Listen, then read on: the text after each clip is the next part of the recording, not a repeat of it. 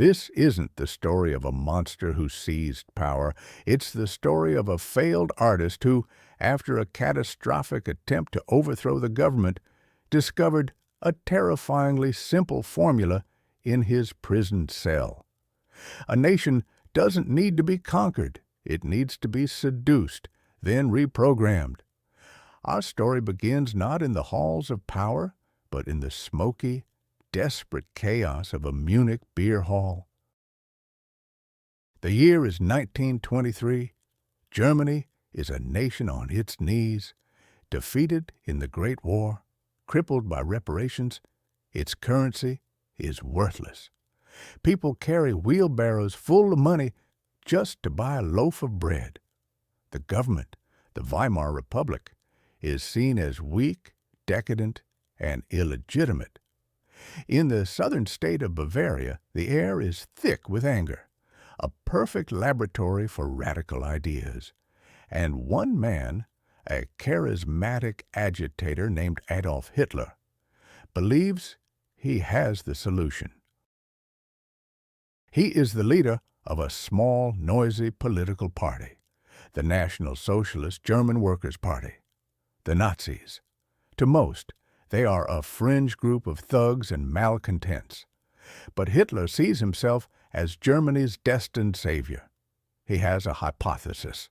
With one bold stroke, he can ignite a national revolution. He thinks he can simply take power. On the evening of November 8th, the Bürgerbräu Keller is packed.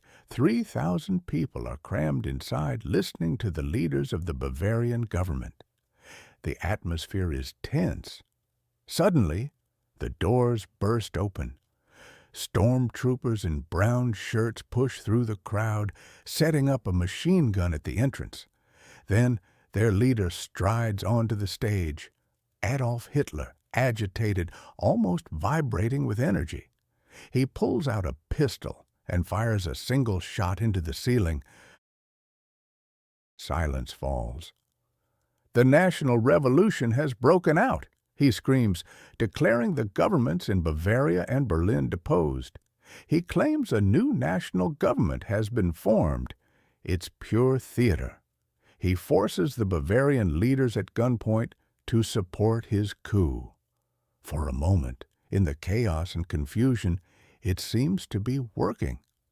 The crowd, initially stunned, begins to roar with approval. They are desperate for any change, any strong leader. But it was an illusion. The plan was amateurish, poorly coordinated. While Hitler was giving speeches, his followers failed to seize key buildings. The next morning, the reality of their failure began to set in. The Bavarian leaders, released from the beer hall, quickly renounced their support. The army and the police remained loyal to the state. The experiment was collapsing. Hitler makes one last, desperate gamble. He leads a march through the center of Munich, hoping to rally the public to his side, to create a wave of popular support that the army won't dare fire upon. Around 2,000 Nazis march shoulder to shoulder. They are met by a cordon of about 130 state police officers blocking the way to a central square. There is a standoff, a moment of tense silence. Then a single shot rings out. No one is sure who fired first. It doesn't matter. The police open fire. The volley lasts for less than a minute, but in that time, 16 Nazis and 4 police officers are killed. The neat lines of marchers dissolve into a panicked mob. Hitler is pulled to the ground, dislocating his shoulder. He crawls away, escapes in a car, and goes into hiding. His grand revolution has ended in a bloody, humiliating fiasco. 2 days later, he is found in an attic and arrested for high treason. For any other politician, this would be the end. A failed coup, a public humiliation, a prison sentence. The experiment was a catastrophic failure. Or was it? This is where the story truly begins. The twist is not that he failed. The twist is what he learned from that failure. His trial should have been a simple legal procedure. Instead, Hitler transformed the courtroom into a national stage. He wasn't the defendant, he was the prosecutor. He admitted to everything, proudly declaring his intention to overthrow the traitorous republic. He gave long, rambling speeches about German honor, national pride, and the enemies who had brought the country low.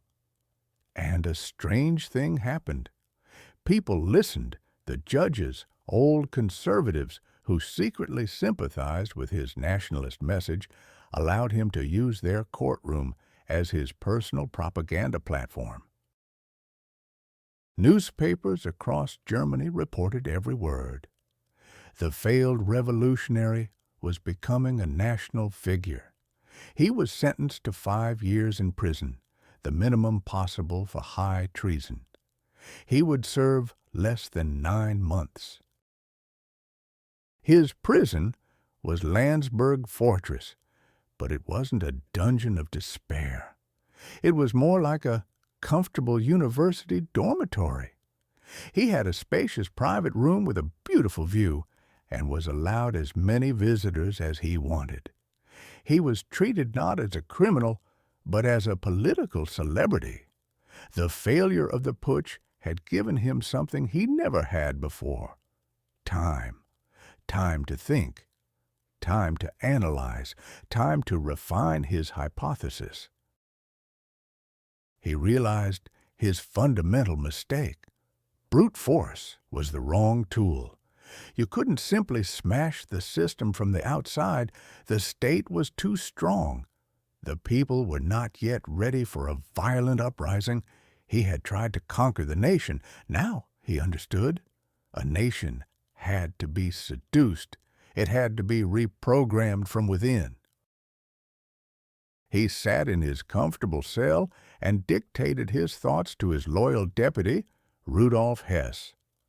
The result was a book, a sprawling, hateful, and terrifyingly detailed book he called Mein Kampf, My Struggle. It was part autobiography, part political manifesto, but it was something more.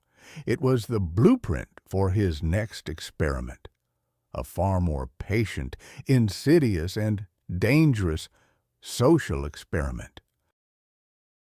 In its pages, he laid out the new methodology.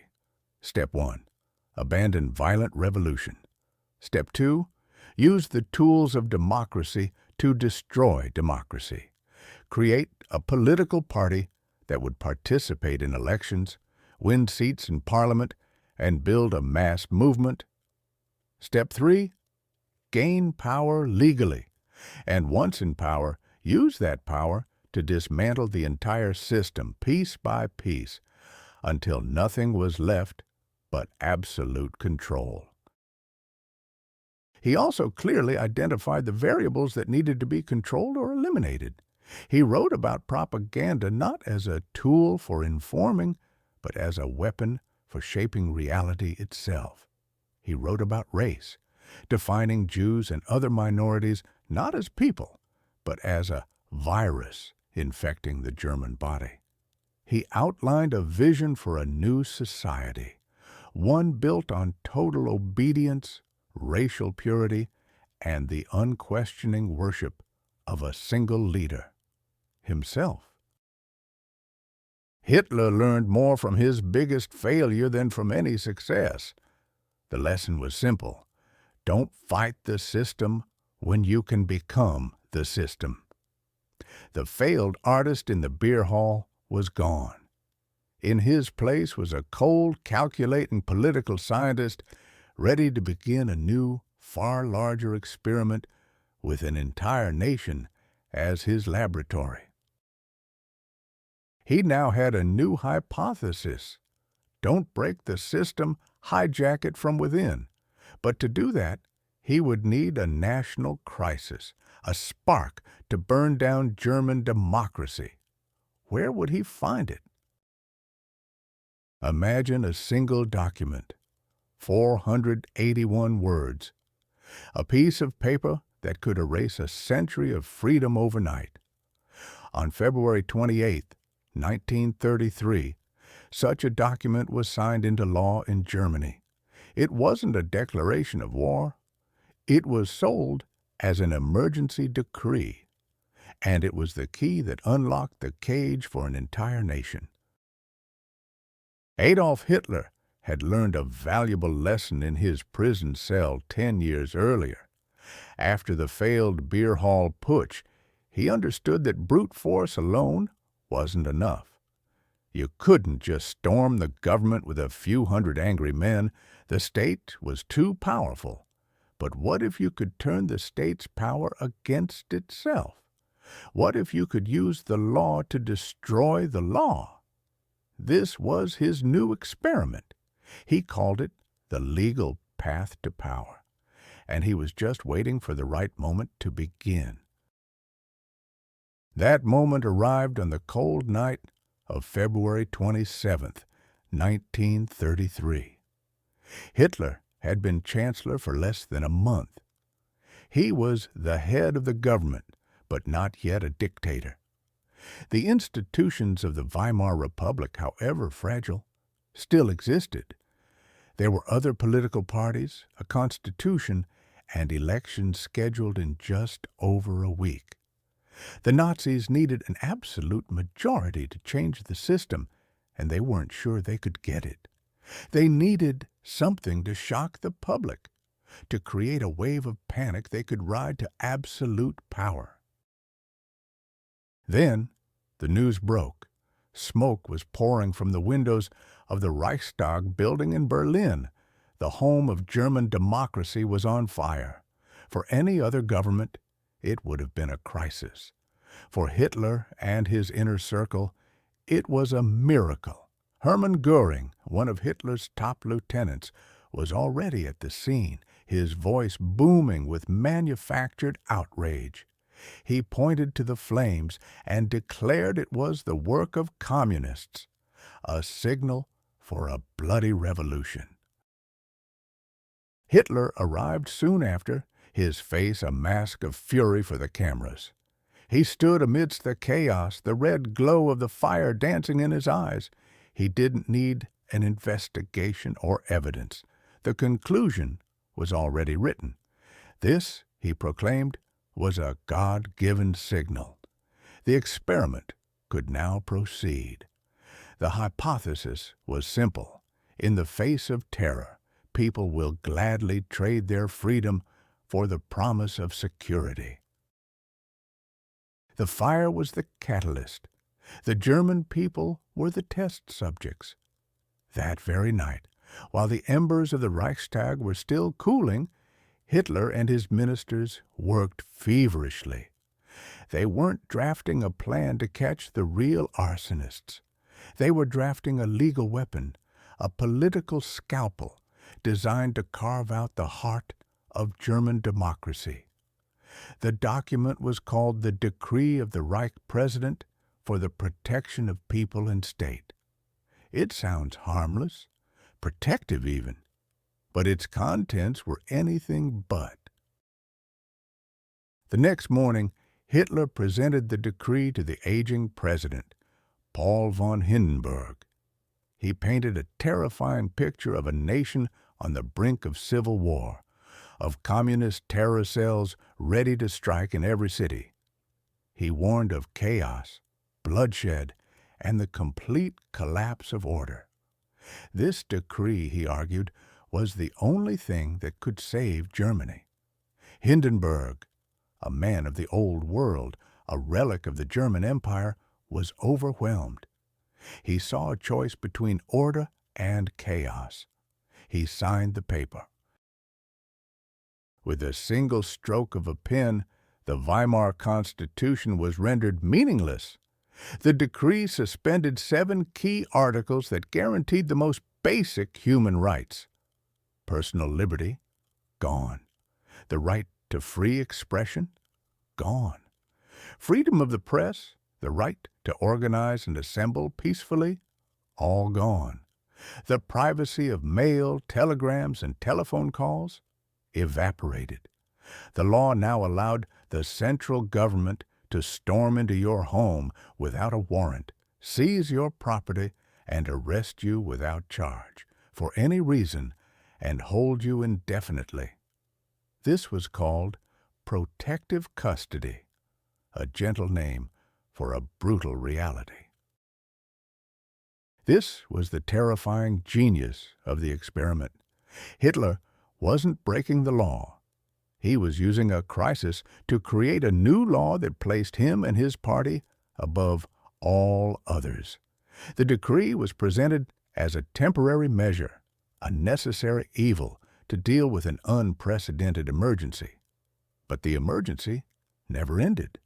The decree was never repealed. For the next 12 years, this temporary 481-word document served as the permanent legal foundation for the entire Nazi state. The state of emergency became the new normal. At what point does a temporary measure become permanent tyranny?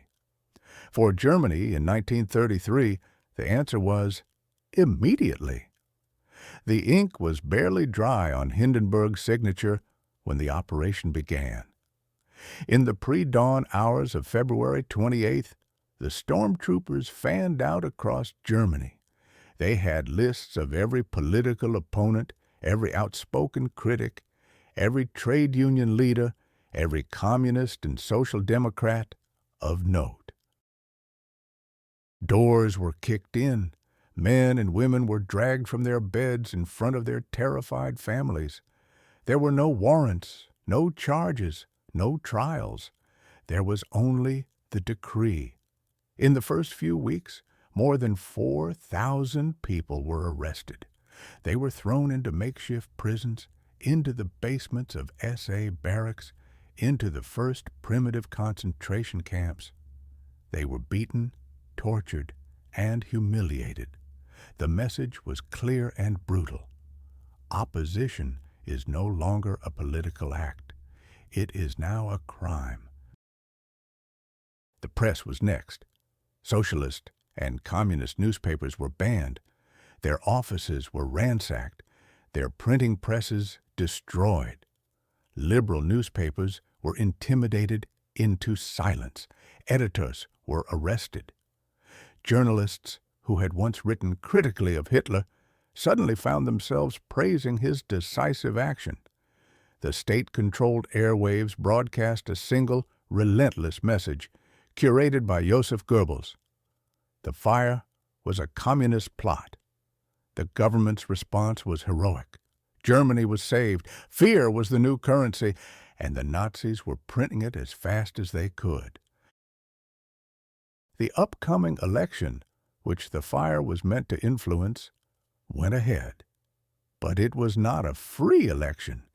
It was held in an atmosphere of pure terror. With their opponents in jail or in hiding, and the entire media machine under their control, the Nazis still failed to get an absolute majority.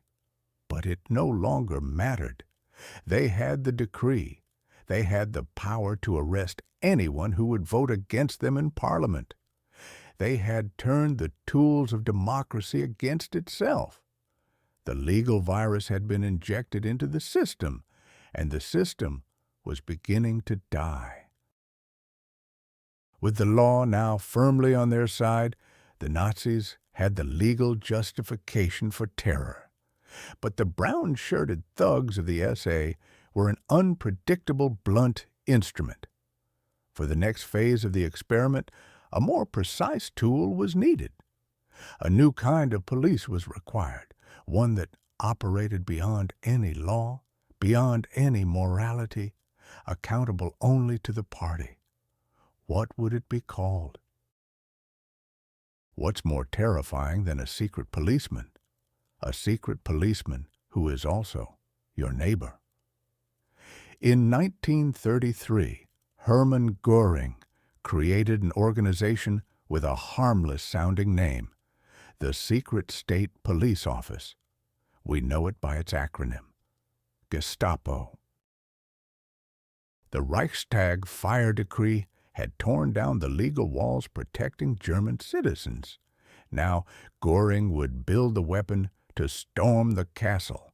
As the powerful Minister of the Interior for Prussia, Germany's largest state, he saw an opportunity. He took the old disorganized political police forces and fused them together. He gave them a new mission, a new identity, and a chilling new clarity of purpose. They were no longer serving the law. They were serving the will of the Führer. The experiment was entering its next phase. The legal virus had been injected into the body of the state. Now it was time to see how the patient would react to the introduction of a predator. The first wave of arrests was brutally efficient. They came for the communists first, the declared enemy, the scapegoats for the fire. The arrests happened at night. A heavy knock on the door, not the polite rap of a postman, but a hard, insistent banging that shook the whole apartment. Men in long leather coats would be standing in the hallway. No warrants, no explanations. They would say a name, and the man would be told to get his coat. His family would stand frozen watching him being led away to a waiting car. They were told it was for questioning. Most of them would never see him again. Then came the Social Democrats, the politicians, the thinkers, the union leaders. Anyone who had ever publicly spoken against the Nazi Party was now on a list. The lists were long. The nights were longer. The knock on the door became the sound of the new Germany, a sound that meant your life was over. Imagine you're a union organizer in Hamburg. You've fought for workers' rights for 20 years. You believe in democracy, and you believe the law will protect you. One evening, you hear the screech of tires outside. You look through the curtain and see the car. You know who it's for. There is no escape. The system you trusted has been turned against you. Your own country has declared you an enemy. Where did these people go? Not to regular prisons. Those were already overflowing. So the regime improvised. They created the first concentration camps. These were not yet the industrial death factories they would become, but something cruder, more chaotic. Places like Columbia House in Berlin, an old military prison on the edge of Tempelhof Field. It was a grim brick building surrounded by barbed wire. The guards were often SA stormtroopers, Hitler's brown-shirted thugs, now given official power to torment their political enemies. Inside, there was no law, only humiliation and pain. Prisoners were beaten for sport. They were forced into meaningless, back-breaking labor. The goal wasn't just to contain the opposition, it was to psychologically shatter it, to break their will so completely that even if they were released, they would be a walking warning to others, a ghost of a man who would tell everyone he met, do not resist, do not speak out. It is not worth it. The experiment was proving successful. Fear was a powerful reagent. But here is the most disturbing part of the new formula. The true power of the Gestapo was not in its numbers. In a city of millions like Berlin, there were only a few hundred active Gestapo agents. They couldn't possibly watch everyone. They didn't have to. The architects of this new state had discovered a terrible truth about human nature. They outsourced their surveillance to the German people themselves. The Gestapo didn't need to bug every home. They just needed to create the belief that every home might be bugged. They didn't need an agent on every street corner. They just needed neighbors to watch each other. And they did. The Gestapo headquarters at Prince Albrechtstrasse number 8 was flooded with letters, denunciations, tips from ordinary citizens. Why would people do this? Some were true believers, fervent Nazis eager to prove their loyalty. They saw it as their patriotic duty to report a disloyal word or a forbidden friendship. But most were driven by something far more common, a workplace rivalry, a dispute over a garden fence, petty jealousy. Did your neighbor get a promotion you wanted? Send a letter to the Gestapo. Mention that you heard him telling a joke about Goering. Problem solved. Did you have a falling out with a relative over an inheritance? A quiet word with the local party block warden could settle the score permanently. An entire nation was being turned into a network of informants. The terror was self-perpetuating. The state simply built the machine and then invited everyone to help run it. Children were encouraged to report on their parents, students on their teachers. The most private spaces, the family dinner table, the bedroom, were no longer safe. A careless whisper could lead to a knock on the door. This was the true genius of the system. It atomized society. It broke the bonds of trust between people. How can you organize a resistance when you can't be sure the person sitting next to you won't report you for a chance at a better apartment? The social experiment had achieved a critical breakthrough. It had weaponized paranoia. The enemies of the state were being systematically removed from the equation. The communists, the socialists, the liberals. The voices of dissent were being silenced, one by one. The laboratory was being cleansed of its unwanted variables. The Nazis had neutralized their enemies on the left. But Hitler knew the most dangerous threat often comes from within your own ranks. What happens when the experimenter decides to dissect his own most loyal followers? They were his oldest friends, the street brawlers who had carried his banner through the violent days of the Weimar Republic. They were the muscle of the Nazi movement, an army 3 million men strong, and on a single, sweltering summer weekend in 1934, Adolf Hitler had them murdered. The political experiment of Nazi Germany was barely a year old. The Reichstag Fire had cleared the board of external enemies. The Gestapo had begun its work, mapping the nation's fears. But within the laboratory itself, a dangerous variable was growing out of control. It had a name: the Sturmabteilung, the SA, the Brown Shirts. They were the original believers, the men who had fought in the beer halls and battled communists in the streets. Their leader was Ernst Röhm, one of the few men who called the Führer by his first name, Adolf. He was a scarred, ruthless soldier who saw the Nazi seizure of power not as an end, but as a beginning. He dreamed of a second revolution, a true National Socialist revolution that would sweep away the old elites, the generals, the industrialists. At the heart of this new state would be his SA. His 3 million stormtroopers would become the new German army. And he, Ernst Röhm, would be its commander. This was a direct threat to Hitler's own project. He needed the old German army, the Reichswehr, with its discipline, its tradition, and its technical expertise. The generals despised Röhm and his chaotic mob of thugs. They made their ultimatum clear to Hitler. It was either them or him. The architects of fear, Heinrich Himmler and Hermann Göring, saw their opportunity. They were rivals, but they shared a common enemy in Rome.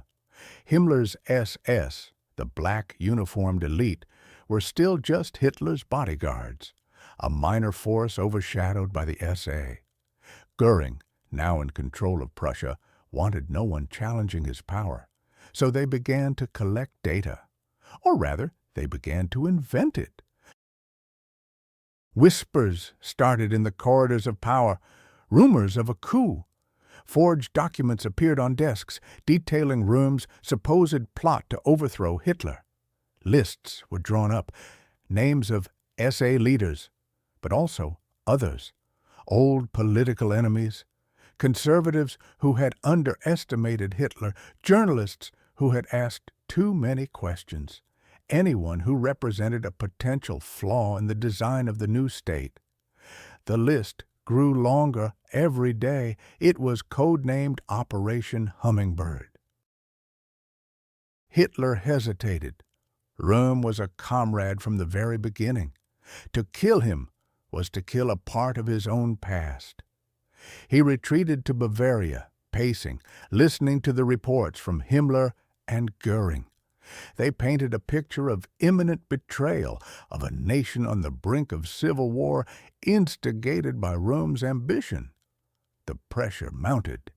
The uncontrolled variable was threatening to destroy the entire experiment. Finally, the decision was made. Observation was over. It was time to act, to cut the cancer out before it could spread. In the pre-dawn hours of June 30th, 1934, Hitler's convoy of black cars sped towards a lakeside hotel in Bad Wiese. Röhm and other SA leaders were sleeping there, assured of Hitler's trust. The idyllic summer setting was about to become a slaughterhouse. Hitler himself, in a trench coat over his pajamas, kicked down the door to Röhm's room.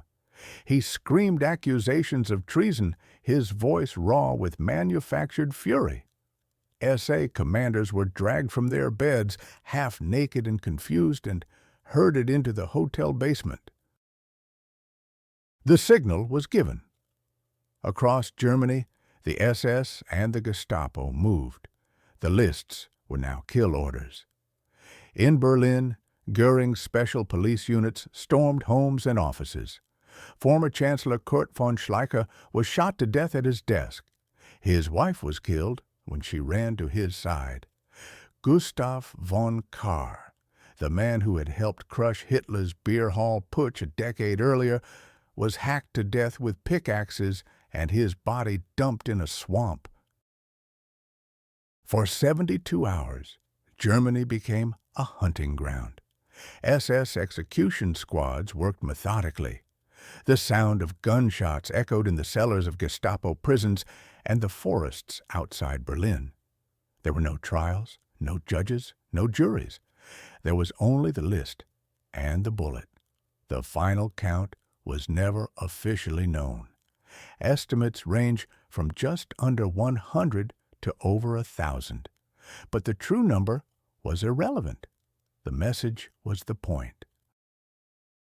So what was the reaction? Did the German people rise up in horror at this state-sponsored massacre? No. They felt relief. The brown shirts, with their constant street brawling and arrogance, were widely disliked. The army, its greatest rival eliminated, was overjoyed. President Hindenburg sent Hitler a telegram of congratulations. The nation exhaled. The thugs were gone. Order had been restored. On July 13th, Hitler stood before the Reichstag. He didn't apologize. He made no excuses. He declared his actions necessary to save the nation. He spoke for over an hour, his voice rising to a hysterical shriek, announcing that in that critical moment, he was not bound by any law. He was the ultimate guardian of the German people. In his own words, "I was responsible for the fate of the German nation and was therefore the supreme judge of the German people. Think about that. The leader of a modern industrial nation openly admitted to ordering the murder of hundreds of his own citizens without trial, and he wasn't condemned. He was applauded. A few days later, his cabinet passed a law, a single sentence, that retroactively legalized the entire purge. The murders were officially declared just and necessary acts of the state. The experiment had yielded a terrifying result. The German state could not only commit mass murder against its own citizens, it could do so with their approval. The hypothesis was proven. Fear was a more effective tool for unity than loyalty. Hitler had not just eliminated his rivals, he had fused the roles of leader, prosecutor, judge, and executioner into one. He was no longer subject to the law. He was the law. And in the ashes of the SA, a new organization rose to prominence, Heinrich Himmler's SS. They had been the loyal instrument of the purge. They had proven their absolute obedience and utter ruthlessness. They were no longer just bodyguards. They were now the ideological heart of the regime, the true enforcers of the experiment. Their power would only grow. The physical war for control of Germany was over. The external threats had been liquidated. The internal rivals were silenced by death. But eliminating bodies was only one part of the equation. The far greater challenge remained: conquering the mind. An entire nation's way of thinking needed to be re-engineered. Every thought, every belief, every loyalty had to be aligned with the project. Who would be the general in that battle? How do you make a nation believe a lie? You don't just tell it once. You tell it on the radio, you print it in every newspaper, you show it in every movie, and you burn every book that contradicts it. You don't just control the news, you control reality itself.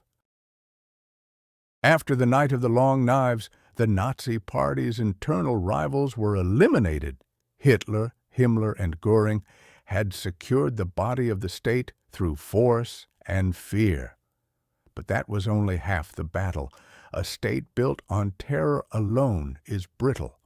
For the 1,000-year Reich to last, they needed to conquer something far more complex: the German mind. This next phase of the experiment required a different kind of scientist, not a butcher, but an architect of thought. His name was Joseph Goebbels. Small, cynical, with a club foot and a doctorate in literature, he was an unlikely figure of power. But Hitler saw his true talent. Goebbels understood people, their desires, their fears, their vanities. Most importantly, he understood that truth wasn't a constant. It was a tool, something to be shaped to achieve a goal. On March 13, 1933, he was given his laboratory.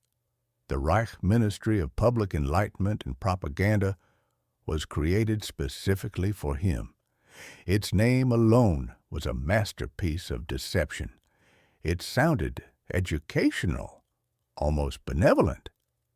Its true purpose was to be the central nervous system of the Nazi state, a single point of control for every word, image, and sound produced in Germany.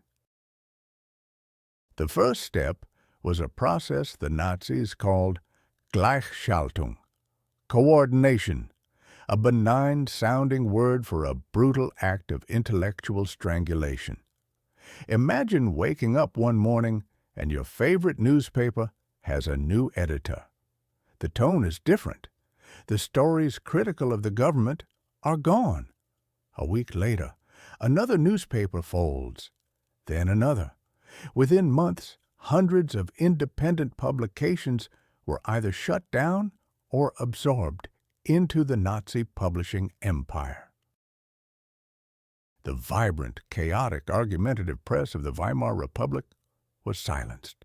1,000 different voices were replaced by one single, monotonous echo. Next came the radio. Broadcasting stations were nationalized, their staff vetted for political loyalty. Soon, the only voice on the airwaves was the voice of the party. The experiment required a closed system. No outside information could be allowed to contaminate the test subjects. But eliminating competing narratives wasn't enough. The old reality had to be ritually destroyed. On the night of May 10, 1933, the students of Berlin gathered. In a torchlit procession, they marched to the city's opera square, carrying tens of thousands of books. Books by Jewish authors, by pacifists, by communists, by anyone who championed ideas the Nazis deemed un-German. Albert Einstein, Sigmund Freud, Erich Maria Remarque, Thomas Mann. The works of some of the world's greatest thinkers were piled high. As the flames licked the night sky, Joseph Goebbels himself took the stage. He didn't sound like a book burner. He sounded like a doctor, cleansing a patient of a disease. He declared the era of exaggerated Jewish intellectualism was over and announced the purification of the German spirit. This was not just censorship. This was a public exorcism. They were burning ideas. They were burning the very possibility of dissent. With the old world in ashes, Goebbels began constructing the new one. He created the Reich Chamber of Culture. On the surface, it was a professional organization for artists. In reality, it was a cage. To be a writer, a musician, a painter, or a filmmaker in Nazi Germany, you had to be a member. And to be a member, you had to be politically reliable and racially pure. Jewish artists were expelled overnight. Modern artists, whose work was abstract or critical, were labeled degenerate. Their careers were over. Their art was confiscated. Their very ability to create was stripped away. The system was total. Goebbels now decided who could make art, what art they could make, and who was allowed to see it. The German mind was being sealed into a carefully constructed echo chamber. But this overt control was only the first step. Goebbels knew that people would eventually tire of constant political lecturing. The real key to controlling a population wasn't to bombard them with ideology, but to make it invisible, to weave it into the very fabric of their daily lives. He turned his attention to entertainment. He understood that a captivating movie was a far more powerful tool of indoctrination than a political pamphlet. The Nazi film industry, under his direct control, produced over 1,000 feature films. Very few were overtly propagandistic. Instead, they were historical dramas, romantic comedies, and thrilling adventures, but each one carried a subtle, coded message. A historical epic about a Prussian king taught the virtue of sacrificing for the state. A melodrama about a woman choosing family over a career reinforced the role of women in the Reich. The messages slipped past the conscious mind, straight into the subconscious. The same principle was applied to the radio. Goebbels promoted the production of a cheap, simple radio set called the Volksempfänger, the people's receiver. Millions were sold, putting a radio in nearly every German home. It was designed with a weak receiver, making it difficult to pick up foreign broadcasts. So Germans listened to German stations which played popular music, radio plays, and light entertainment. In between the songs and stories, there would be a speech by the Führer or a news report on the latest triumph of the state. The party's voice became a warm, familiar presence in the living room, just part of the daily routine. The ministry even engineered leisure time. The Strength Through Joy program organized state-sponsored holidays, cruises, and concerts for working-class families, activities they could never have afforded before. And they were all a gift from the Nazi Party. The regime wasn't just a government. It was the provider of happiness, the source of culture, the benevolent guide for every aspect of life. It made the totalitarian state feel not oppressive, but normal, even desirable. This was the masterstroke of the experiment. Goebbels wasn't just lying to the German people. He was building them a whole new, beautifully furnished reality to live in. A reality with no difficult questions, only simple answers. No moral ambiguity, only the clear light of the Führer's vision. He had seized control of the nation's imagination.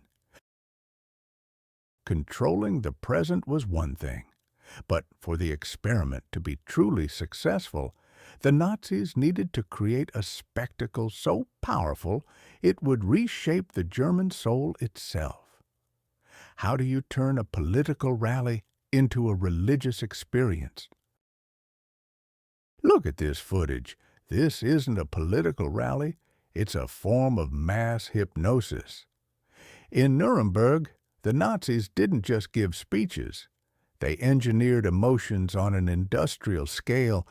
They used architecture, light, and sound to dissolve the individual into the collective. This was the next phase of the experiment.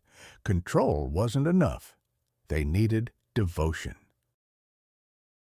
By 1934, the instruments of fear were in place. The Gestapo listened from the shadows. The camps held the first waves of political enemies. The press spoke with a single approved voice. But fear is a crude tool. It can enforce silence, but it cannot create belief. For his 1,000-year Reich, Hitler needed more than obedience. He needed a new religion, with himself as its Messiah. The German people had to be converted, not just conquered. The laboratory for this grand conversion was an entire city, Nuremberg. It was chosen deliberately. Its medieval walls and Gothic cathedrals whispered of ancient German glory, of knights and emperors. It was a stage set by history, perfect for the premiere of a new myth. And every myth needs its temple. Enter Albert Speer. He wasn't just an architect, he was a psychologist working in stone and light. Hitler didn't ask him for buildings, he asked for spaces that would create feelings, spaces that would overwhelm reason and inspire awe. Speer understood the task perfectly. He spoke of creating mass experiences, of shaping the very soul of the crowd through architectural design. The heart of this design was the Zeppelin Field. It was vast, a parade ground designed to hold over 200,000 people. The scale was intentional. An individual standing there was meant to feel insignificant, a tiny particle in an immense, powerful whole. Your personal thoughts, your anxieties, your identity, they all shrank in the face of such magnitude. Then came the choreography. This was not a gathering, it was a ritual. 100,000 men from the Reich Labor Service marched in perfect unison, their shovels held like rifles. Thousands of banners, blood red with stark black swastikas, moved as one. The rhythmic stamp of boots on stone, the percussive beat of drums, the roar of 250,000 voices chanting in unison. It was a sensory assault, a carefully calibrated wave of sound and motion designed to bypass the critical mind and speak directly to the primitive brain. Most of these events were held at night. Darkness is a powerful variable in this kind of psychological experiment. It erases the mundane details of the world.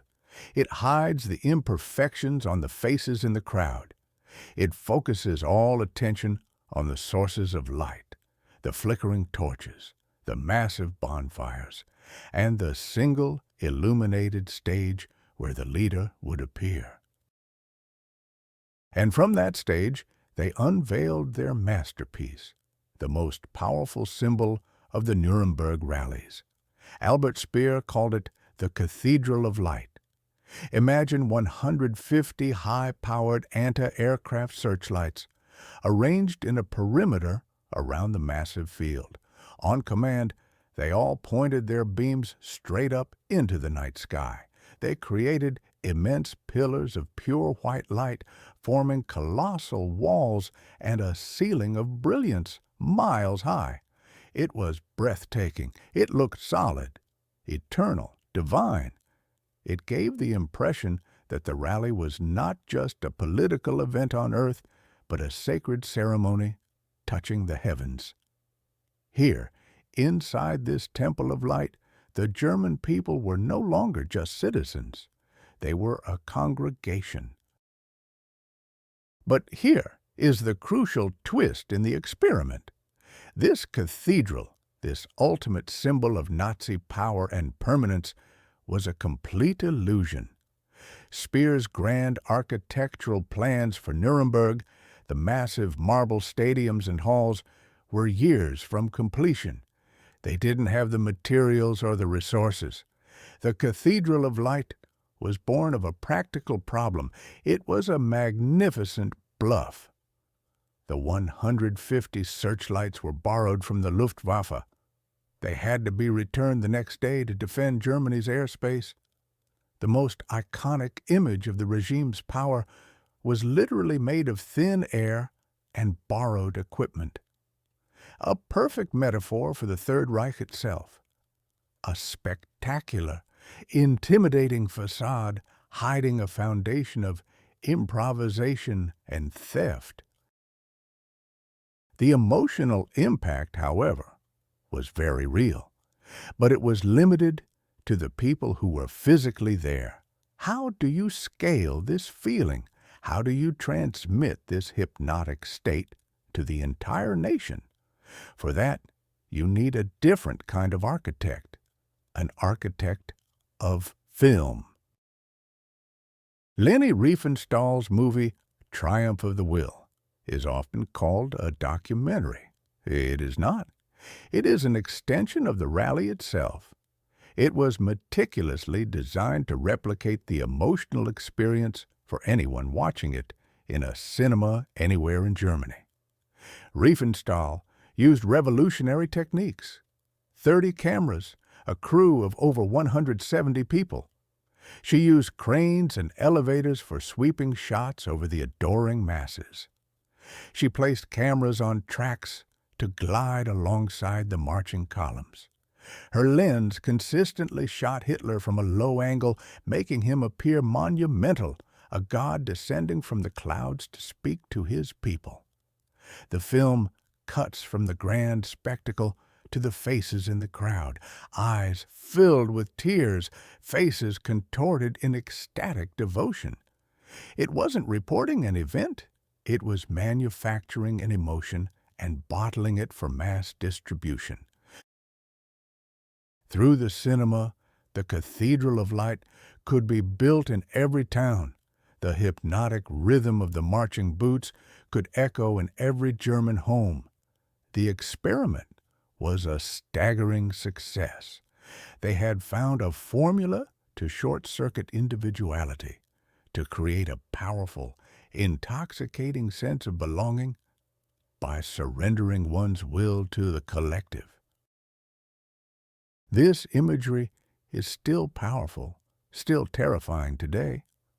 What is it in the human mind that makes it so susceptible to this kind of manipulation? The desire to be part of something bigger than yourself is a powerful force. The Nazis didn't invent it. They just perfected the art of exploiting it. They had engineered the minds of the adults. They had replaced political debate with religious ritual. They had forged an emotional bond between the leader and his people that seemed unbreakable. But for the 1,000-year Reich, this was not enough. The current generation was merely a prototype. The true project required cleaner raw material, minds that had never known any other reality. They needed to start younger. They needed to capture the children. How do you turn a child's love for their parents into a love for the state? Your father is a hero, but the Führer is your God. Your mother loves you, but Germany is your mother. This was the creed taught to millions of German children as the state systematically turned them against their own families. The Nazi experiment could not be limited to the adults of Germany. Their minds were already formed. They were contaminated by the past, by democracy, by religion, by independent thought. To build a Reich that would last 1,000 years, the architects of fear needed fresh material. They needed to manufacture the next generation from the ground up. The children of Germany were not to be citizens. They were to be components, and the factory for these new components was called the Hitler Youth. Before 1933, a German child's world was diverse. There were Boy Scouts, Catholic youth clubs, socialist hiking groups. Hundreds of different organizations competed for the loyalty and time of the young. To the Nazi planners, this was chaos. It was an uncontrolled variable in their national experiment. It had to be eliminated. The man tasked with this project was Baldur von Schirach. Young, charismatic, and utterly devoted to Hitler, he saw himself not as a youth leader, but as a sculptor of human souls. His first move was not persuasion. It was conquest. On April 5, 1933, stormtroopers raided the offices of the largest non-Nazi youth organization in Germany. They seized files, funds, and property. One by one, every competing group was either forcibly absorbed or banned outright. The scouts, the church groups, the athletic clubs, all were declared enemies of the state. Suddenly, there was only one choice. By 1936, the choice was gone. A new law made membership in the Hitler Youth mandatory for all Aryan children aged 10 and older. The family home was no longer the center of a child's life. The state was. The experiment had moved from the streets and the parliament into the living room. Imagine you are 10 years old. You are given a crisp brown uniform and a sharp dagger with the inscription, "Blood and Honor." You are no longer just a boy. You are part of a national movement. You march with thousands of others. Your voice is joined in songs of loyalty and power. You go on camping trips, hike through the mountains, and sit around roaring bonfires. It feels like an adventure. It feels like you belong to something magnificent. But these were not simple camping trips. The hikes were forced marches. The games taught military tactics. Boys of 10 learned to read maps, throw dummy grenades, and crawl under barbed wire. They learned to strip and clean a rifle before they had their first kiss. For the girls, The League of German Girls offered a different curriculum. They were taught to be strong, to endure hardship, and above all, to bear healthy children for the Führer. Their bodies were not their own. They were vessels for the future of the race. In the schools, the transformation was just as total. The classroom became another wing of the laboratory. Textbooks were rewritten overnight. Mathematics problems were framed around artillery trajectories and bombing radiuses. Biology became race science, where children spent hours measuring their own skulls to prove their Aryan purity. They were taught to identify the supposed physical traits of Jews, of Slavs, of the Untermenschen, the subhumans. History was no longer a study of facts. It was a mythology of German destiny, culminating in the arrival of their savior, Adolf Hitler. The most insidious part of the experiment was the deliberate wedge driven between children and their parents. The traditional family was a threat. A parent's love, their values, their wisdom, these were competing sources of authority, and they had to be neutralized. Hitler Youth leaders held more sway than fathers. A child's day was scheduled from morning until night, with drills, meetings, and rallies, leaving little time for family. Loyalty was tested constantly. Children were organized into Heimabende, or home evenings, where they were encouraged to discuss political matters. A squad leader would ask, "What did your father say about the Führer's latest speech? Did your mother listen to a foreign radio broadcast?" A wrong word, a joke told in poor taste, a moment of doubt whispered at the dinner table could lead to a visit from the Gestapo. The state demanded that children report their own parents for disloyal remarks. Think about that pressure. The person who raised you, who tucked you in at night, was now a potential traitor. And your duty, your highest honor, was to betray them. For these children, the most fundamental human bond was turned into a weapon. The experiment was a terrifying success. It created a generation that knew nothing but the Nazi worldview. They had no memory of a free press, no concept of democratic debate. Their faith was absolute, their loyalty was unbreakable. As the war turned against Germany, the world saw the horrifying final product of this youth laboratory. In the final, desperate days of 1945, as Soviet tanks closed in on Berlin, the last line of defense was not made of hardened army veterans.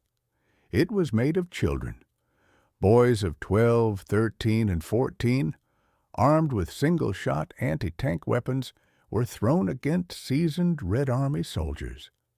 They fought with a suicidal fanaticism that shocked even the most battle-weary commanders. They were the true believers, taught that the greatest glory was to die for their Führer. In the rubble of the capital, they fulfilled their purpose. The experiment had created a generation that saw its own annihilation as a victory. With the future generation secured, Heinrich Himmler could now focus on perfecting his own instrument of control. He needed to engineer not just the masses, but an elite. He needed a new nobility, a force of pure ideology and ruthless efficiency. How did he plan to transform a group of bodyguards into a new race of Aryan godmen? To join, they had to prove their racial purity back to the year 1750. They were married in pagan rituals, their children christened in the Führer's name. Their symbol was the death's head. This was not a military unit. It was Heinrich Himmler's attempt to build a modern-day knightly order, a new priesthood for the Nazi religion. Its purpose was to reshape humanity itself. After the Night of the Long Knives, the SS was ascendant. The old street brawlers of the SA were broken, and a new kind of enforcer was needed. Not just thugs, but true believers, an elite. The man tasked with building this elite was, on the surface, the least elite man imaginable, Heinrich Himmler, a former chicken farmer, a man of middling height, with a weak chin and pince-nez spectacles perched on his nose. He spoke in a dry, pedantic tone like a provincial schoolmaster, seeming fussy and obsessed with paperwork. But behind those spectacles, a vast and terrifying vision was taking shape. Himmler was a true believer, consumed by bizarre theories of racial mysticism, ancient Aryan bloodlines, and occult prophecies. He saw history not as a series of political events, but as an eternal biological struggle between pure races and subhuman parasites. And he, Heinrich Himmler, would be the grand architect of the ultimate pure race. He was building the men he could never be. Strong, ruthless, blonde, blue-eyed supermen. The living embodiment of a fantasy. The SS, the Schutzstaffel, was to be his instrument. It started as Hitler's personal bodyguard, a small group of loyal men in black uniforms. Under Himmler, it would become something else entirely, a state within a state, an order of racial aristocrats who would rule the future 1,000-year Reich. Joining this order was like entering a selective, fanatical cult. The standards were chillingly specific.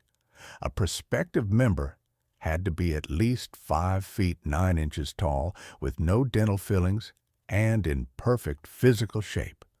Most importantly, he had to submit a family tree and Ahnentafel, proving his pure Aryan ancestry all the way back to the mid-18th century. Any trace of Jewish, Slavic, or other inferior blood meant immediate rejection. His future wife would have to pass the same invasive racial screening. Their children would belong to the order. This wasn't just about creating soldiers, it was about breeding a new human. Himmler established SS-run maternity homes, the Lebensborn, where racially valuable unmarried women could have children with SS men, creating a new generation for the Reich. He designed neo-pagan wedding and naming ceremonies to replace Christian traditions. He saw himself as a high priest, and the SS were his acolytes. To house this new spiritual order, Himmler acquired a castle, Wewelsburg, a triangular fortress in Westphalia. He poured millions of Reichsmarks into its renovation, intending it to be the Camelot of the Nazi regime. The central meeting hall was redesigned as a great circular chamber, a modern-day round table for the 12 highest-ranking SS generals. Below it, in the crypt, an eternal flame was planned, surrounded by 12 pedestals. When one of these generals died, his ashes would be placed in an urn atop his pedestal, his spirit forever part of the order. This wasn't politics. It was the construction of a new mythology, in real time. As the vision grew, so did the organization, fracturing into 3 distinct and terrifying branches. First was the Allgemeine SS, the General SS. These were the original black-uniformed political soldiers, the part-time enforcers who held civilian jobs but formed the ideological backbone of the police state. They were the eyes and ears of the party in every town and city. Then came the Waffen-SS, the armed SS. This was Himmler's Praetorian Guard, a fully militarized force that fought alongside the regular army, the Wehrmacht. The professional army generals viewed them with suspicion and contempt, seeing them as fanatics, asphalt soldiers with no real discipline. But on the battlefield, the Waffen-SS would earn a reputation for fanatical bravery and unparalleled brutality. They were indoctrinated to see war not as a political tool, but as a racial crusade. And finally, there was the third branch, the one that wore the death's head symbol, the Totenkopf, on their collars for a very specific reason. These were the Totenkopfverbände, the death's head units. Their sole purpose was to guard the concentration camps. Himmler deliberately chose men known for their hardness, their complete lack of empathy. He told them, "There is only one thing that matters, that we stand our ground and that no one will ever be able to move us." He was creating a corps of men for whom cruelty was a professional requirement. This entire structure was held together by a new moral code. The official motto of the SS was "Meine Ehre heißt Treue." My honor is loyalty. The phrase is simple, but its implications are bottomless. It meant that loyalty to one man, Adolf Hitler, and to the order superseded everything else. It replaced law, religion, and conscience. An act was not judged as good or evil based on universal human principles, but on whether it served the Führer and the Reich. Under this code, burning a book was an act of cultural hygiene. Arresting a neighbor in the middle of the night was a civic duty. And murder could be a biological necessity. The SS was an organization designed from the ground up to make atrocities possible by redefining them as honorable acts. Himmler, the insecure man building an order of supermen, had succeeded beyond his wildest dreams. He had created his priesthood of terror. They had their own castles, their own rituals, their own separate morality. They were a blade, sharpened, and ready. The ideological machine was built. The personnel were trained and indoctrinated. But a machine is useless without material to work on. An order of guards is nothing without a prison. The SS now had an ideology and the manpower, but they needed a place to practice their theories of control and dehumanization on a mass scale. Where would they build their first true laboratory for breaking the human spirit? This place wasn't designed to kill people. It was designed for something far more complex, to systematically dismantle a human being, piece by piece, until nothing was left but a number, a walking shell, stripped of identity, hope, and will. This was the laboratory where the science of breaking the human spirit would be perfected. By the spring of 1933, the Nazi experiment was accelerating. The Reichstag Fire had provided the legal pretext for mass arrests, and the Gestapo was filling prisons and makeshift camps across Germany. But these early camps were chaotic. They were brutal, yes, but improvised, run by the SA, the brown-shirt street fighters who knew violence but not discipline. For Heinrich Himmler, this was inefficient. It was messy. He didn't just want to punish the regime's enemies. He wanted to create a system for controlling them, a template that could be scaled up, replicated anywhere in the Reich. He needed a prototype. He found the perfect location just 10 miles northwest of Munich, an abandoned munitions factory from the Great War. On March the 22nd, 1933, only weeks after Hitler took power, the world's first Nazi concentration camp officially opened. It was called Dachau. Publicly, it was presented as a re-education facility for political prisoners, mostly communists and social democrats, a necessary measure to restore order. The press releases were calm, bureaucratic. But behind the gates, a new kind of order was being born. The first commandant was incompetent, the camp disorganized. But then Himmler appointed a man who would become the chief architect of the entire camp system, Theodor Eicke. Eicke was a failed army officer, a man consumed by bitterness and a fanatical devotion to the Nazi cause. He saw the prisoners not as misguided Germans, but as a subhuman virus that needed to be eradicated, and he brought a terrifying, methodical mind to this task. He took the random thuggery of the SA and forged it into a cold, calculated system of dehumanization. Eicke rewrote the rules from the ground up. He created a code of conduct for the guards, the SS Death's Head units. This code was simple. Any hint of compassion for a prisoner was a weakness. Any sign of pity was a betrayal of the SS.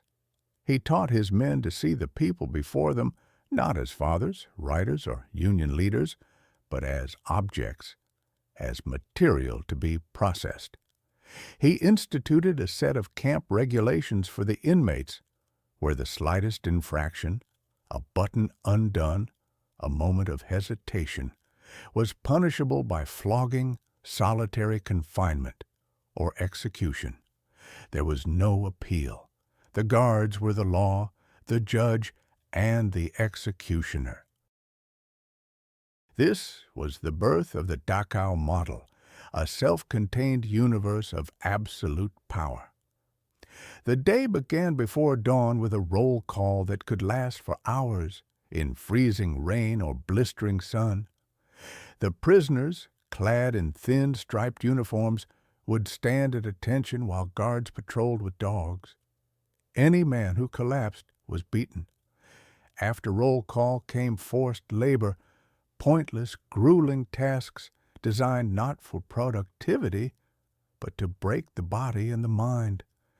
Digging ditches with bare hands only to fill them back in. Hauling heavy stones from one side of the camp to the other and then back again. All day, every day. Over the main gate, a wrought iron sign greeted every new arrival. It was a phrase you might see over a school or a workshop, a promise of redemption through hard work. It read, Arbeit macht frei. Work sets you free. This was the first lesson of Dachau, the first act of psychological warfare. It taught the prisoner that language itself was meaningless, that truth was whatever the men with the guns said it was. Hope was a lie. Freedom was a cruel joke cast in iron. The sign wasn't a promise. It was a threat. The camp was a laboratory for cruelty. The SS guards, young men trained by Eicke, were encouraged to invent new forms of torture. The pole hanging, where a prisoner's hands were tied behind their back and they were hoisted up by their wrists, dislocating their shoulders. The standing cells, too small to sit or lie down in, where people were left for days. This wasn't random violence. It was a calculated curriculum. Eicke was training his SS men, hardening them, stripping them of their own humanity, so they could more effectively destroy it in others. Dachau was a school for monsters. The prisoners fought back in the only ways they could. They were communists, socialists, Jehovah's Witnesses, homosexuals, anyone deemed an enemy of the new Germany. They couldn't overpower the guards, but they could maintain their dignity. They organized secret networks to share scraps of food. They held clandestine political discussions in the barracks at night.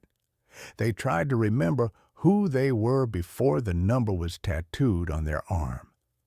This internal resilience, this refusal to completely surrender their identity, was the one variable Eike could not entirely control.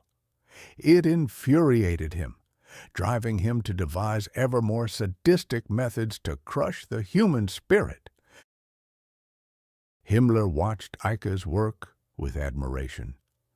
This was exactly what he wanted, a perfectly organized, ruthlessly efficient machine for terror. In 1934, after the Night of the Long Knives had eliminated the SA's power, Himmler was given control of all concentration camps.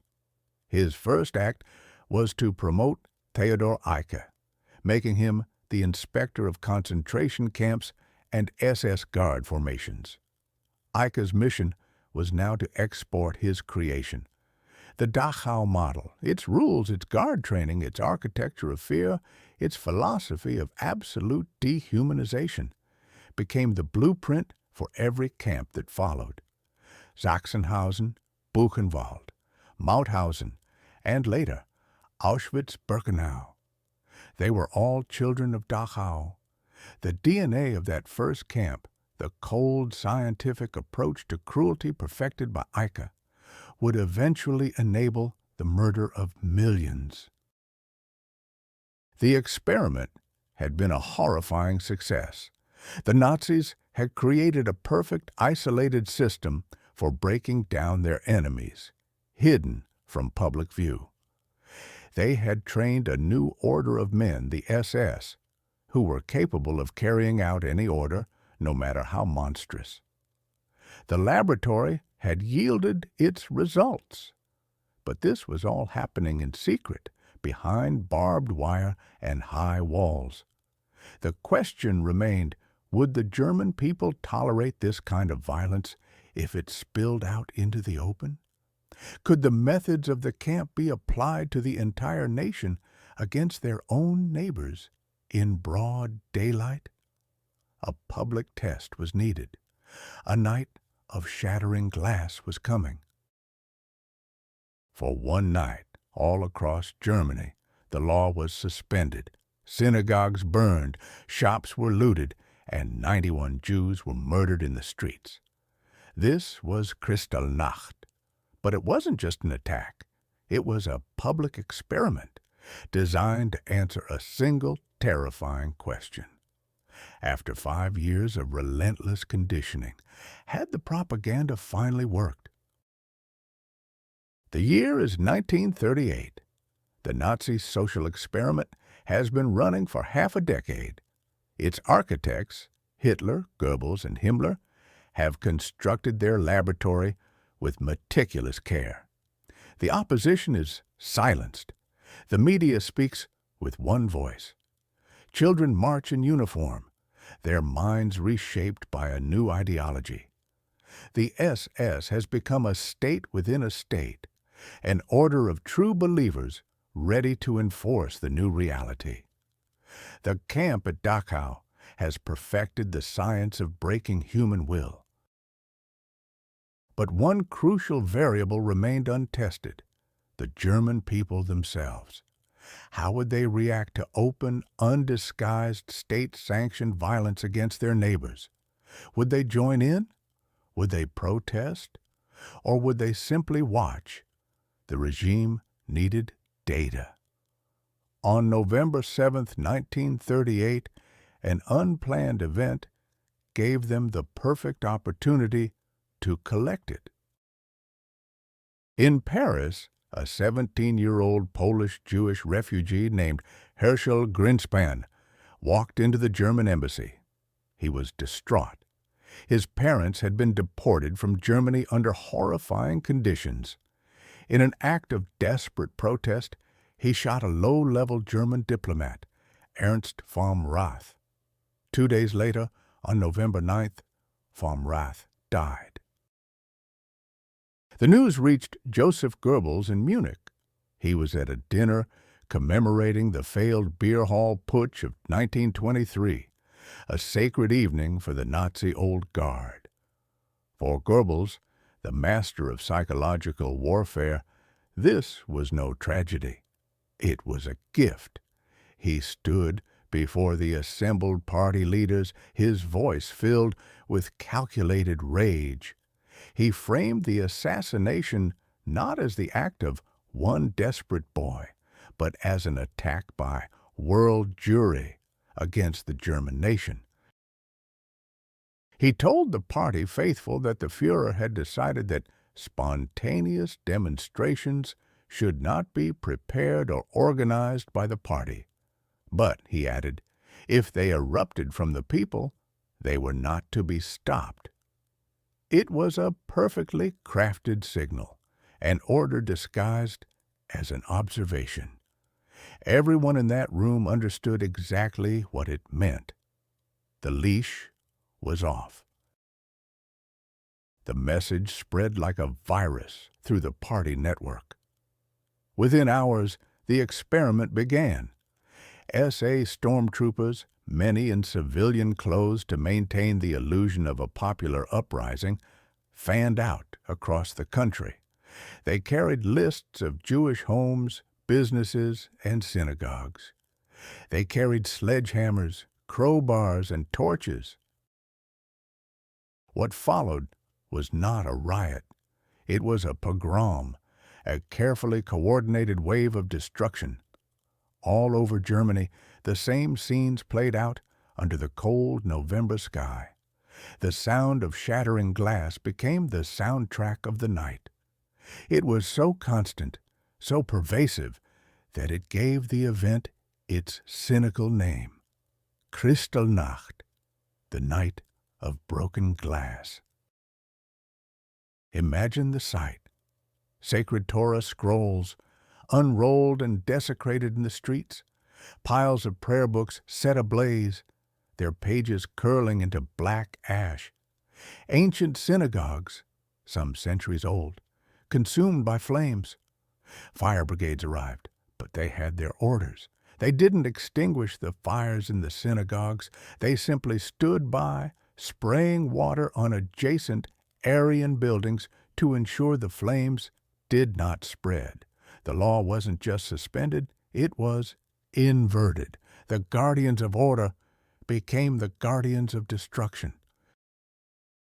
Jewish-owned shops were systematically gutted, windows smashed, their contents looted or thrown into the street. Homes were ransacked. Families were dragged from their beds, beaten and humiliated in front of their neighbors. The violence was intimate and brutal. 91 people were murdered. Hundreds more died from their injuries or took their own lives in despair. And what of the German public, the subjects of this vast experiment? Their reaction was the most important data point. Some, caught up in the frenzy, joined the looting, their faces alight with greed or fervor. Others cheered from the sidelines, their minds so saturated with propaganda that they saw this not as a crime, but as righteous justice. But many more simply watched. They stood in silent clusters on the sidewalks. They peered from behind their curtains. They saw the flames. They heard the screams. They knew their neighbors were being dragged away. And they did nothing. The air was thick, not just with smoke, but with fear. Fear of the men with the swastika armbands. Fear of the consequences of speaking out. The Gestapo had taught them well. A single word of protest could mean a visit in the night, a trip to a place like Dachau. The next morning, the sun rose on a landscape of devastation. The streets glittered with millions of shards of glass. But the violence wasn't over. It was merely entering a new phase. Himmler's SS and the Gestapo began a wave of mass arrests. 30,000 Jewish men were rounded up and sent to concentration camps. not because they had committed a crime, but simply because they were Jewish. In the camps, they were subjected to unimaginable brutality. Hundreds were killed. The goal was to terrorize them into leaving the country, leaving all their property behind. Then came the final, cruel twist. The Nazi government, led by Hermann Göring, declared that the Jewish community itself was to blame for the destruction. They were fined 1 billion Reichsmarks. Insurance payments for their ruined businesses were confiscated by the state. The victims were forced to pay for their own persecution. The experiment was over. The data had been collected, and for the architects of the Third Reich, the results were a stunning success, but not in the way you might think. They didn't need the whole population to cheer for their brutality. They didn't need enthusiastic mobs in every town. They only needed one thing: silence. The widespread public silence was the consent they were looking for. It proved that the moral immune system of the nation had been compromised. The average citizen had been successfully isolated, intimidated, and conditioned to look away. The bond between neighbors had been severed and replaced by suspicion. To intervene was to mark yourself as a target. To remain silent was to survive. The regime had its proof. The German people would not stand in their way. The Night of Broken Glass was a turning point. It moved the persecution of Jews from legal discrimination and social ostracism into the realm of open, physical violence. It was a public test of a terrible hypothesis, and the hypothesis was confirmed. The violence had been tested in the streets under the glare of burning synagogues. Now it needed to be codified, transformed from chaotic rage into the cold, dispassionate language of law. How do you use bureaucracy and legislation to officially declare an entire group of people non-human? This wasn't written by thugs. It was written by lawyers. The Nuremberg laws were a set of documents that used charts, graphs, and legal definitions to do what street violence could not: scientifically erase a people from existence. The year is 1935. The initial wave of terror has passed. The communists are in camps. The political opposition is shattered, and the Night of the Long Knives has silenced any dissent within the Nazi Party itself. The experiment in total control is succeeding. But for Hitler, there's a problem. The chaos of the stormtroopers, the shattered windows of Jewish shops, the random beatings. It was all too messy, too unpredictable. Hatred needed a system. Persecution needed a manual. This project of social engineering required a legal foundation.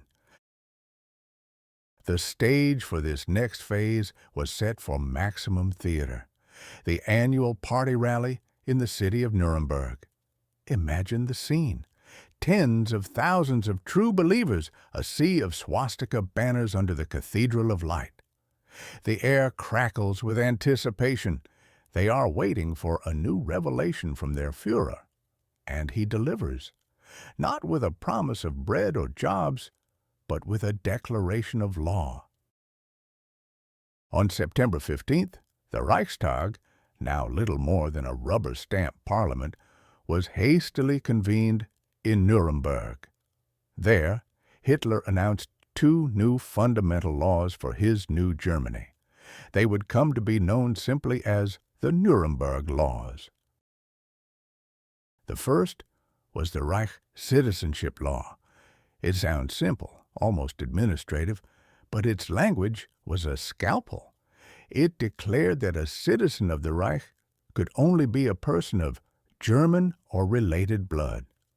In a single sentence, Millions of German Jews, whose families had lived in Germany for centuries, were legally transformed. They were no longer citizens. They were now merely subjects of the state. Their passports, their birthright, their very identity as Germans, vaporized by a line of text. They lived in Germany, but they no longer belonged to it. The second law was more intimate, more invasive. The law for the protection of German blood and German honor. This law forbade marriages between Jews and citizens of German blood. It also outlawed any relationships outside of marriage. The state had inserted itself into the most private corners of human life. Love itself was a matter of state security. A glance, a shared meal, a secret kiss could now be classified as Rassenschande, racial defilement, a crime against the nation. But this is where the cold, clinical nature of the project reveals itself. How do you define who is a Jew? It's not always obvious. Many German Jews were completely assimilated. They didn't practice the religion. They had fought for Germany in the Great War. They saw themselves as Germans first. So the architects of this new legal reality turned to pseudoscience. They created intricate charts, diagrams that looked like they belonged in a biology textbook, all to determine a person's fate based on their grandparents. Think about that. Your entire life, your rights, your future, boiled down to a genealogical equation. 4 German grandparents meant you were German. The chart showed 4 white circles. 4 Jewish grandparents meant you were Jewish. 4 black circles. But what about the spaces in between? The regime had an answer for that, too. It created new categories of human beings. Mischling, a derogatory term meaning mongrel or half-breed. A Mischling of the first degree had 2 Jewish grandparents. A Mischling of the second degree had 1. Suddenly, a massive new bureaucracy was born, an army of clerks and civil servants whose entire job was to investigate family trees, to dig through church records and birth certificates, to classify human beings like insects. The terror was no longer just the man in the black uniform kicking down your door at midnight. It was the man in a cheap suit, sitting behind a desk, stamping your papers with the word Jude. The act of stripping a person of their humanity became a mundane, paper-pushing job, a 9-to-5 task of organized dehumanization. The impact on the streets was immediate and devastating. Signs began appearing everywhere, on park benches, for Aryans only. At the entrances to swimming pools, cinemas, restaurants, the laws gave every German a license to discriminate. Neighbors who once shared coffee now crossed the street to avoid eye contact. School children were taught to measure their classmates' skulls and identify the Jewish nose. A doctor who had delivered 1,000 German babies was suddenly forbidden from treating German patients. These laws were not drafted by fanatics foaming at the mouth. They were written by men with doctorates in law, men who understood legal theory, precedent, and process, highly educated professionals who applied their skills to construct a system of perfect legal evil. It raises a chilling question. Does education protect a society from barbarism? Or does it just provide more efficient tools to implement it? The German experiment seemed to provide a terrifying answer. This wasn't a breakdown of order, it was the implementation of a new, more terrible order. The Nuremberg laws were a critical turning point. They didn't just persecute people, they defined them out of existence. They turned human beings into a legal problem, a biological variable to be controlled, isolated, and managed. And in the cold logic of this regime, once a problem is defined with such scientific precision, the next step is to find a solution. The Jews of Germany were now a problem to be solved, but the Nazis were about to run a secret, horrifying pilot program to test their methods for a solution. Who would be their first victims? Before the gas chambers of Auschwitz, there were the shower rooms of Hartheim Castle. The first people systematically murdered by the Nazi state were not Jews.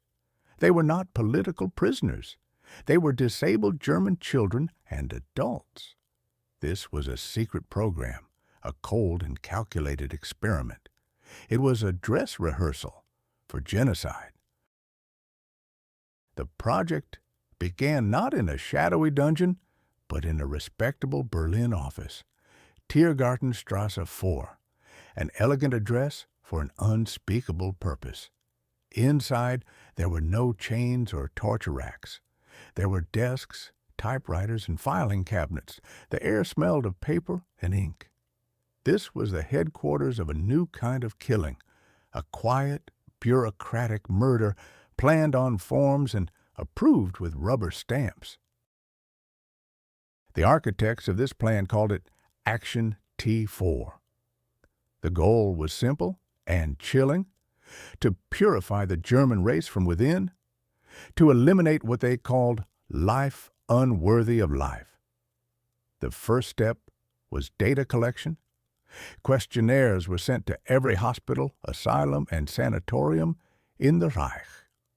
Doctors and nurses, people who had taken an oath to heal, were now ordered to become informants. They were instructed to report on any patient with hereditary conditions, mental illnesses, or physical disabilities. Imagine a family in a small Bavarian town. Let's call their daughter Anna. She was born with a severe developmental disability. Her parents loved her and cared for her, but they were exhausted. One day, a letter arrives from the Ministry of the Interior. It's a form about Anna, asking detailed questions about her condition, her daily routines, her usefulness. The form promises new treatments, special clinics, the best care the state can provide. It offers hope.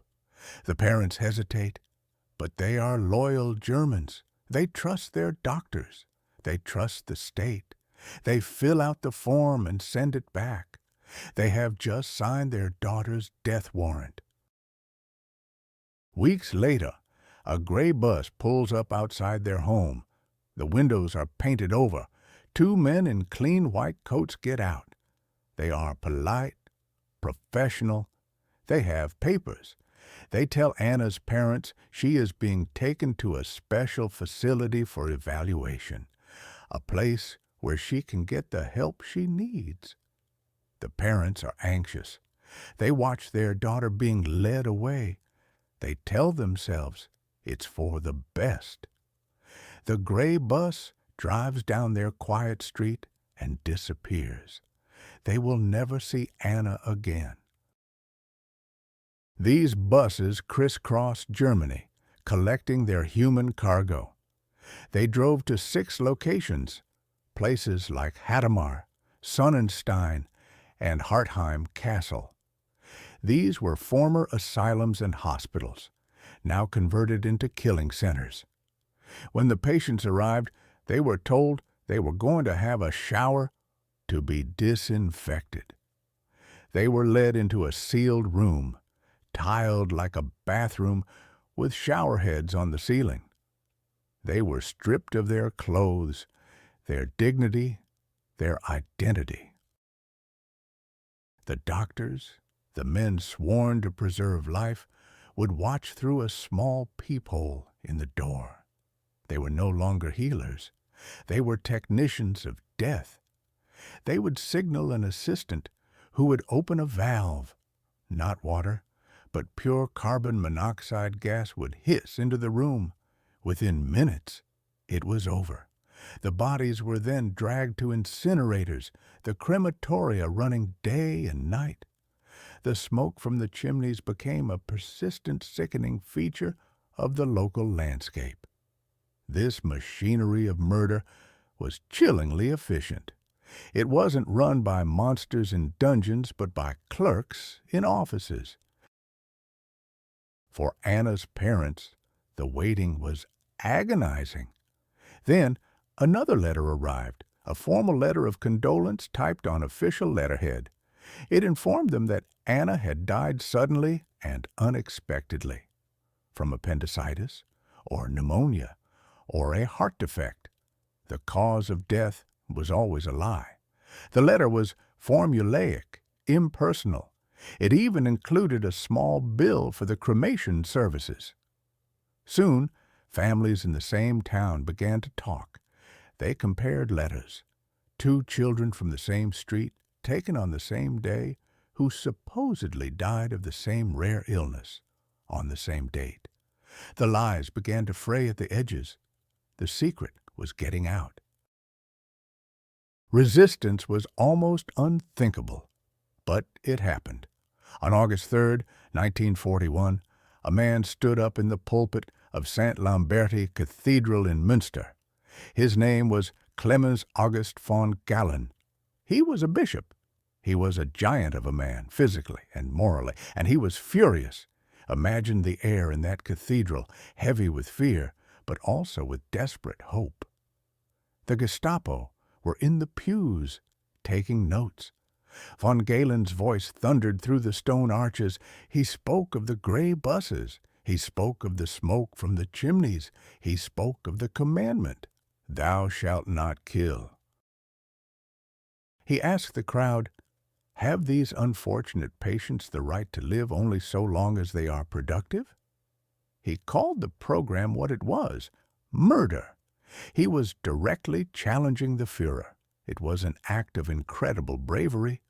The Gestapo wanted him dead, but Goebbels advised against it. Arresting a popular bishop could spark a full-blown revolt in Catholic Western Germany. They couldn't risk it while the war was on. So von Galen lived. But his sermon did not stay inside the cathedral. It was secretly typed, copied by hand, passed from person to person, and even dropped by Royal Air Force planes over Germany. The public outcry became too loud to ignore. The secrecy of the experiment was compromised. So, in late August 1941, Hitler gave the official order to halt Aktion T4. It seemed like a victory, a rare moment where the people had spoken and the regime had listened. But it was an illusion. The program wasn't shut down. It was transformed. The pilot project was over. It was time for full-scale production. The personnel of Action T4, the doctors, the nurses, the bus drivers, the stokers, were not fired. They were not punished. They were now considered experts, veterans in the science of mass killing and bureaucratic deception. They received new orders. They were transferred east to occupied Poland.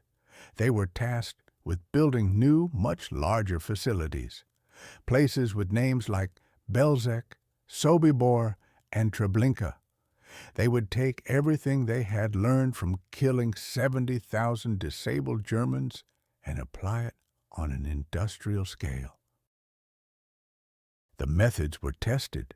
The technology was perfected. The personnel were trained and hardened. All the components of the killing machine were in place. Now, all that was needed was a final official order. Where would that order be given? On January 20th, 1942, 15 high-ranking Nazi officials met in a beautiful villa outside Berlin. They had coffee and cognac. Over the course of 90 minutes, they didn't decide to murder 11 million people. They just calmly discussed the most efficient way to do it. The morning was bitterly cold. The trees lining the road to Am Großen Wannsee were skeletal, their branches coated in a thin layer of frost. One by one, polished black Mercedes sedans crunched up the gravel driveway of a grand villa, number 56. SS guards stood motionless at the entrance, their breath pluming in the frigid air. They didn't salute with any fanfare.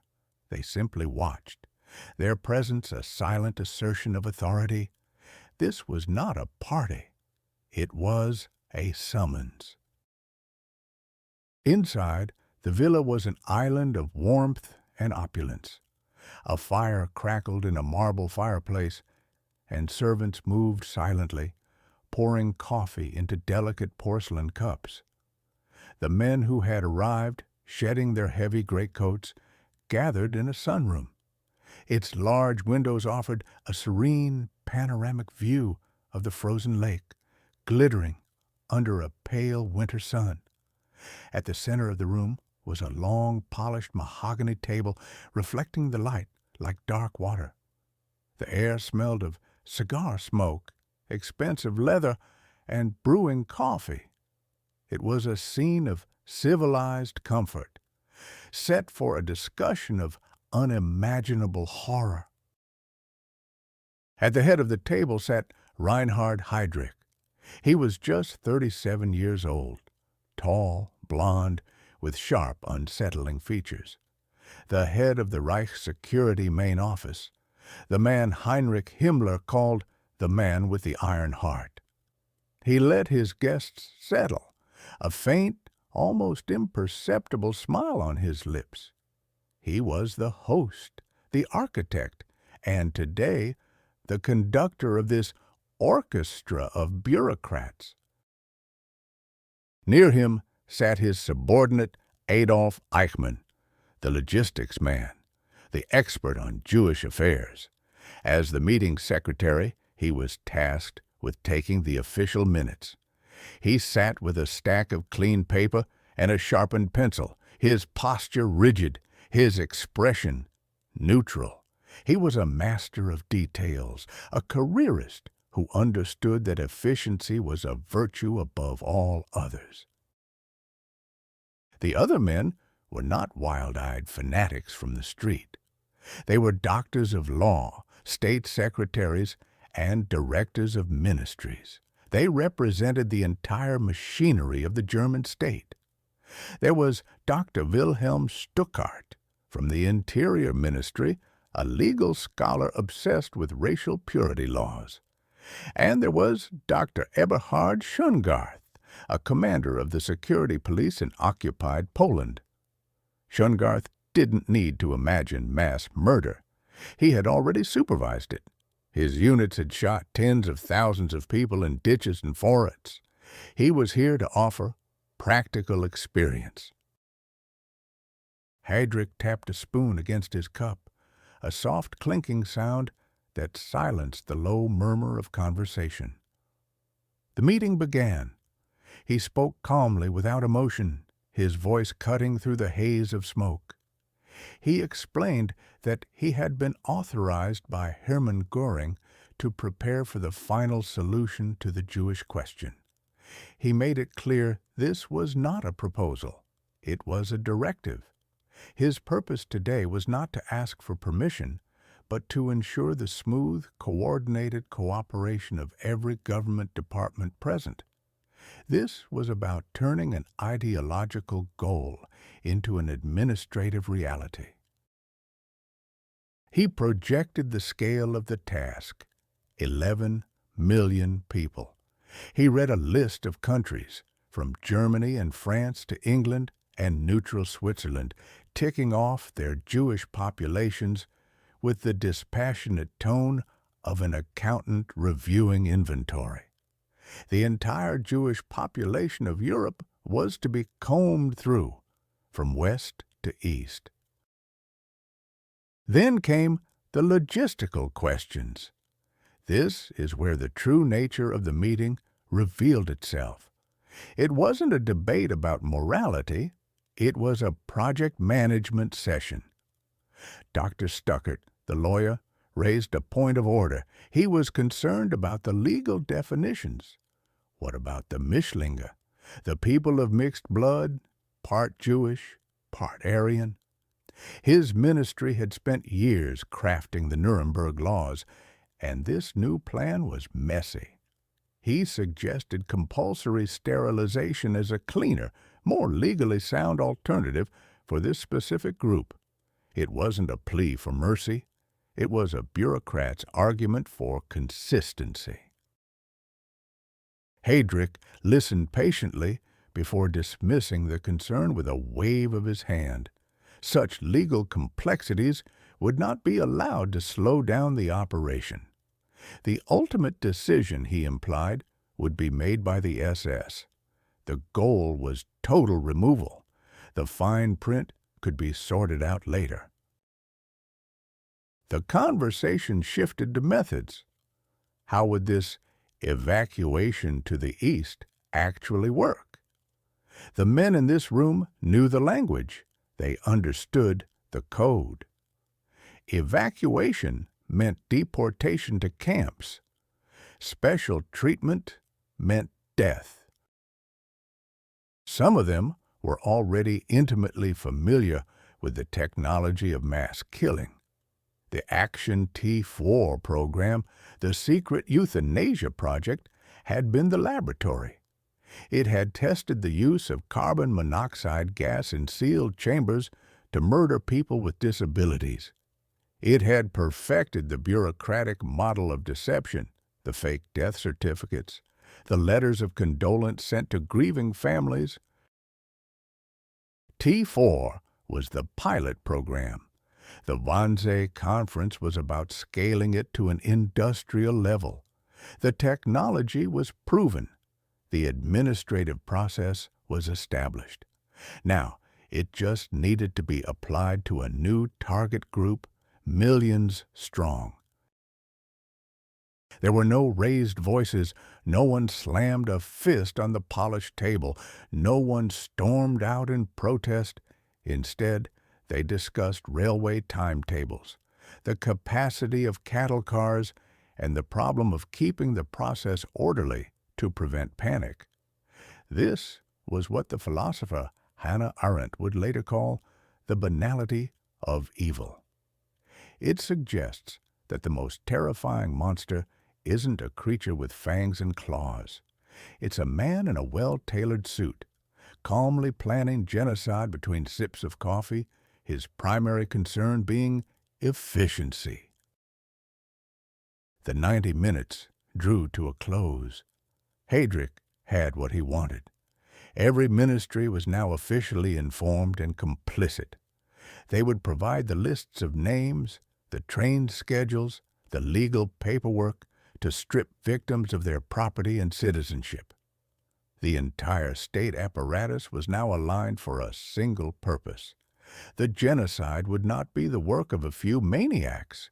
It would be a national project, executed by clerks, lawyers, engineers, and civil servants. As the meeting concluded, Adolf Eichmann meticulously gathered his papers. The minutes were complete, a neat, typewritten record of the day's proceedings. He placed them in his briefcase, and the twin latches clicked shut with a sharp, final sound.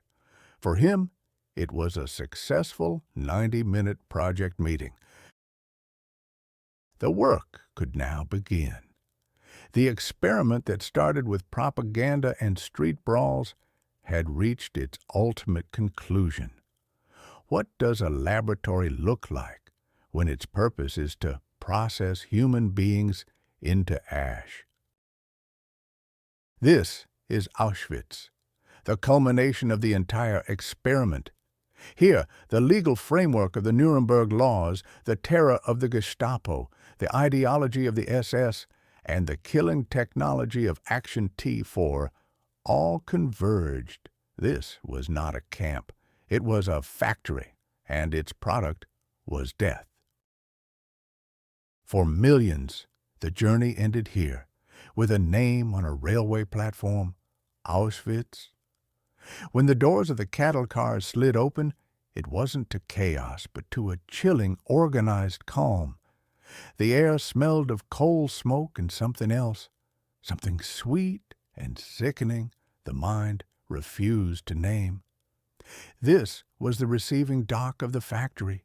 The human beings who stumbled out, blinking in the harsh light, were no longer people. In the cold calculus of the Third Reich, they were raw material ready for processing. The selection on the ramp was the first step on the assembly line. It was terrifyingly brief. An SS doctor, often with a flick of his finger, decided who was fit for work and who was not. Left for the labor camps, right for the gas chambers. Families were torn apart in seconds without goodbyes. There was no appeal. This wasn't a moment of passion or rage. It was industrial sorting, as impersonal as a foreman inspecting parts. The bureaucracy of hate, drafted in comfortable Berlin offices, found its ultimate expression on this concrete platform. Every train was scheduled.